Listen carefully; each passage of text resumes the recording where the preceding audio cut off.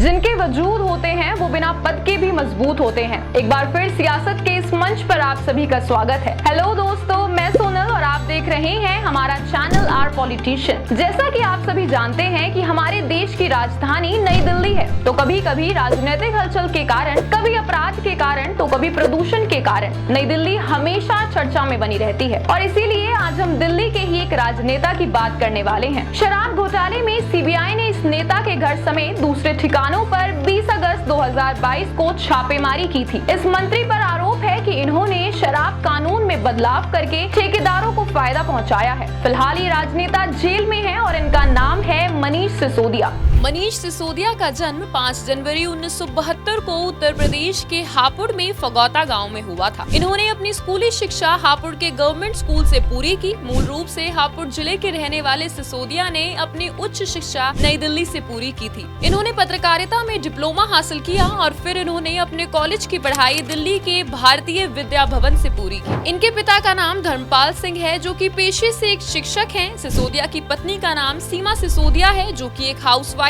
हैं, और इनके बेटे का नाम मीर सिसोदिया है। ये पत्रकार के रूप में जी न्यूज और ऑल इंडिया रेडियो में काम करने के साथ साथ परिवर्तन नाम की एनजीओ में भी काम कर चुके हैं। इन्होंने साल 2011 में व्यापक रूप से भ्रष्टाचार के खिलाफ अन्ना हजारे आंदोलन में महत्वपूर्ण भूमिका निभाई। मनीष सिसोदिया को आम आदमी पार्टी के राजनीतिक संबंध समिति के मेंबर के रूप में चुना गया। फिर 2013 में दिल्ली विधानसभा चुनाव में इनका चुनाव विधानसभा के सदस्य के रूप में हुआ था। ये आम आदमी पार्टी से ताल्लुक रखते हैं और दिल्ली के उप मुख्यमंत्री रह चुके हैं। अब अगर मनीष सिसोदिया के राजनीतिक संघर्ष की बात करें तो साल 2012 में मनीष सिसोदिया को आम आदमी पार्टी के राजनीतिक मामलों की समिति का सदस्य बनाया गया था। इसके बाद साल 2013 में इन्हें पूर्वी दिल्ली के पटपड़गंज निर्वाचन क्षेत्र से दिल्ली विधानसभा चुनाव में विधानसभा सदस्य के रूप में चुना गया था। फिर फरवरी 2015 में इन्होंने अपने प्रतिद्वंदी विनोद कुमार बिन्नी को 28,761 से अधिक वोटों से हराया था। इसी साल 2015 में ये पटपड़गंज निर्वाचन क्षेत्र दिल्ली विधानसभा चुनाव में निर्वाचित हुए और इन्हें दिल्ली का उप मुख्यमंत्री चुना गया। इन्होंने दिल्ली सरकार में कैबिनेट मंत्री के रूप में कई विभागों का जिम्मा लिया, जैसे कि शिक्षा, उच्च शिक्षा, जन निर्माण विभाग, स्थानीय निकाय, शहरी विकास, भूमि एवं भवन और रेवेन्यू विभाग। इसके बाद साल 2020 में इन्होंने पटपड़गंज निर्वाचन क्षेत्र दिल्ली विधानसभा चुनाव में 3000 मतों से जीत हासिल की थी। इसी के साथ भाजपा के रविंद्र सिंह नेगी इनके प्रतिद्वंदी रहे हैं। सिसोदिया को उनके प्रमुख कामों के लिए समय समय पर कई अवार्ड से सम्मानित किया गया है। सबसे पहले साल 2016 में मनीष सिसोदिया को इंडियन एक्सप्रेस द्वारा 100 सबसे प्रभावशाली भारतीयों में शामिल किया गया था। इसके बाद 2017 में इन्हें पूर्व राष्ट्रपति प्रणब मुखर्जी द्वारा सर्वोत्तम शिक्षा मंत्री अवार्ड से सम्मानित किया गया। फिर 2019 में इन्हें सामाजिक बदलाव और शिक्षा के क्षेत्र में चैंपियन ऑफ चेंज अवार्ड से सम्मानित किया गया। ऐसे ही 2021 में शिक्षा में उत्कृष्टता को बढ़ावा देने के लिए इन्हें ग्लोबल अवार्ड महात्मा से सम्मानित किया गया था। इनके विवादों की एक पूरी श्रृंखला है। वर्तमान में ये कई विवादों के बीच घिरे हुए हैं।